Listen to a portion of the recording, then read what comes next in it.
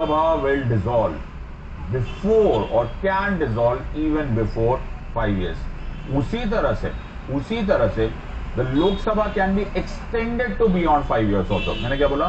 लोक सभा member term can be extended to beyond 5 years. कैसे?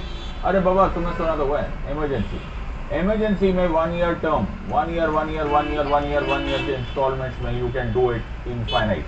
So you can have लोक सभा being extended to infinity. अगर आप एक साल के टर्म में अगर the parliament approves the extension of Lok Sabha then the Lok Sabha can be extended to infinity और indefinite period of time depending on emergency. तो अगर तुम्हें क्वेश्चन आया और ऐसा वैसा आता नहीं है कि सिर्फ एक ही चीज पूछी जाती है, वो जनरली इसको घुमा के पूछते हैं, लेकिन द पॉइंट है कि आपको मालूम होना चाहिए the term of Lok Sabha can be 5 years, can be less than 5 years, can be more than 5 years depending upon scene to scene. और लोकसभा मेंबर का टर्म लोकसभा